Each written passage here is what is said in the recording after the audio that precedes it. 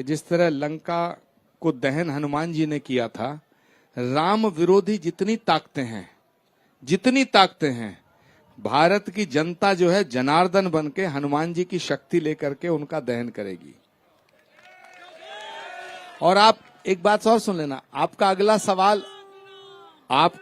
सवाल ये भी हो सकता है, आपका अगला सवाल ये हो सकता है कि आचार्य प्रमोद कृष्णम भाजपा में नहीं है, फिर भी इस तरह की बात क्यों कह रहे हैं? हाँ, मैं यही पूछने वाली अगला थी। सवाल हो सकता है। आप ऐसा लग रहे हैं कांग्रेस के नेता, लेकिन आपकी बोली कई बार ऐसा लगता है कि बीजेपी को फायदा पहुंचाने वाली है।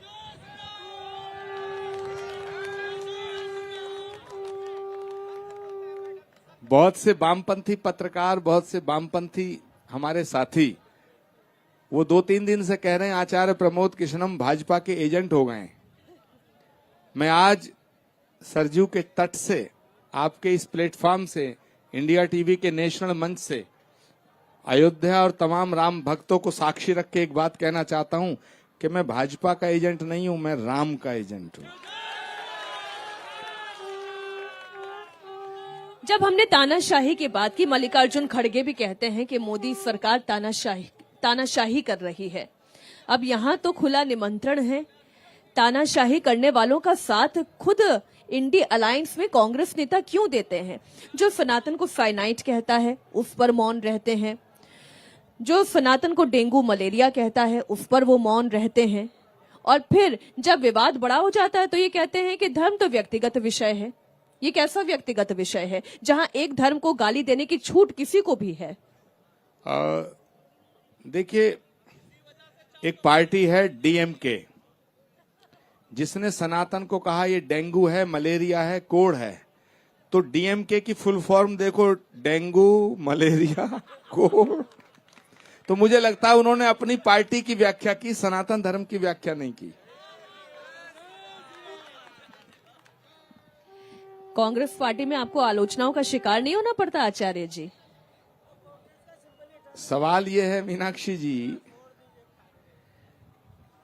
कि मैं राष्ट्र और धर्म पर कोई समझौता नहीं कर सकता, और भारत के प्रत्येक नागरिक को धार्मिक स्वतंत्रता का अधिकार भारत का संविधान देता है। और जो भारत का संविधान डॉक्टर भीमराव अंबेडकर ने हमें दिया, उस भारत के संविधान के पृष्ठों पर भगवान श्री राम के दरबार का चित्र अंकित है। इसलिए अगर कोई भारत के अंदर राजनीति करता है और ये मानता है कि भारत अलग है और राम अलग है, तो या तो वो दुष्ट है या वो मूर्ख है। जय हिंद दोस्तों, जिनको आप अभी सुन रहे थे, ये थे प्रमोद कृष्णम जी, जो कांग्रेस के एक वरिष्ठ नेता हैं। दोस्तों, ये एक साधु संत प्रवृत्ति के आदमी हैं। इनका सादा जीवन साधु संती में गुजरा है।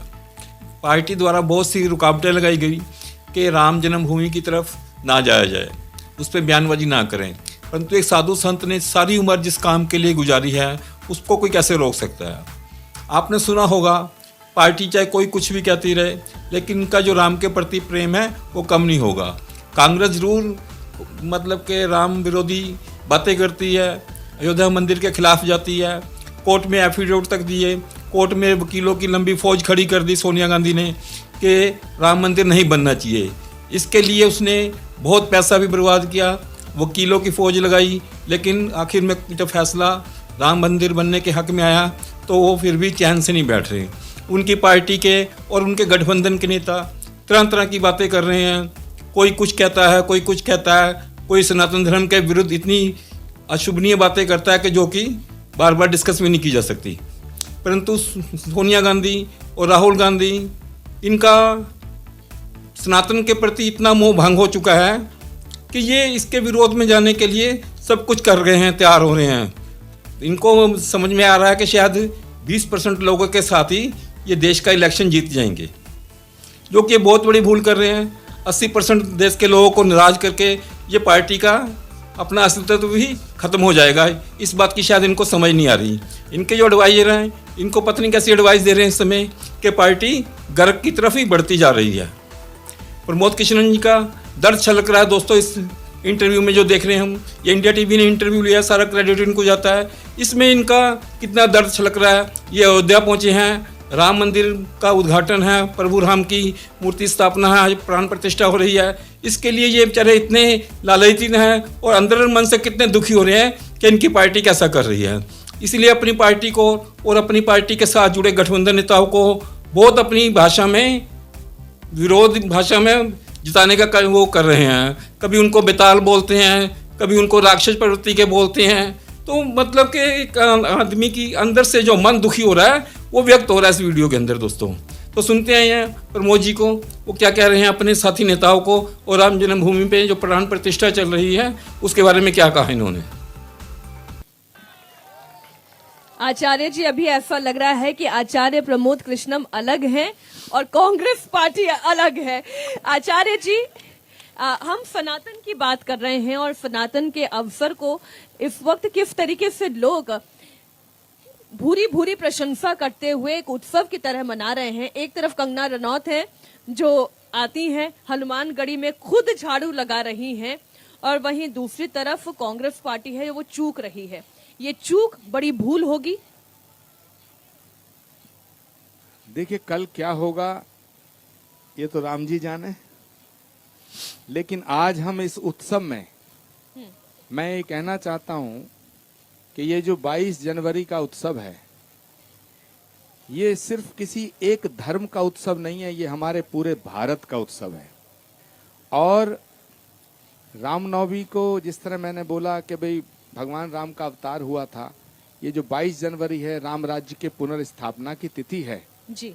और इस दिन को देखने के लिए कितनी ही आंखें थीं, जिनमें बड़े सपने थे वो आंखें बंद हो गईं। कितने ऋषि मुनि महात्मा साधु संतों का बलिदान हुआ, कितने ही राम भक्तों का बलिदान हुआ, कितनी सदियां बीत गईं इस संघर्ष को करते करते, कितनी लंबी लड़ाई, कभी निचली अदालत, कभी मझली अदालत, कभी ऊपर की अदालत, अदालत पे अदालत, तारीख पे तारीख, तारीख पे तारीख, आखिर ये तारीख आई है कि जो हम इस उत्सव को मना रहे हैं। तो मैं यहाँ 2 पंक्तियां निवेदित करना चाहता हूं इंडिया टीवी के मार्फत। आंखें तरस गईं दर्शन को, कब तू झलक दिखाएगा। आंखें तरस गईं दर्शन को, कब तू झलक दिखाएगा। श्री राम जन्मभूमि का झंडा दुनिया में लहराएगा। श्री राम जन्मभूमि का झंडा दुनिया में लहराएगा।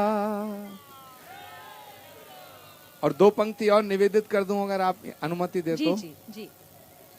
पीर पर्वत सी भारी है, पीर मतलब पीड़ा, पीर पर्वत सी भारी है, जतन कोई बता जाओ।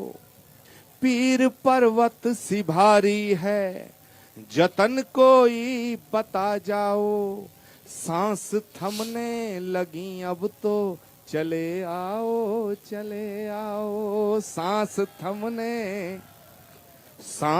थमने लगी अब तो चले आओ, चले आओ। प्राण प्रतिष्ठा का ये समारोह विश्व गुरु बनवाएगा।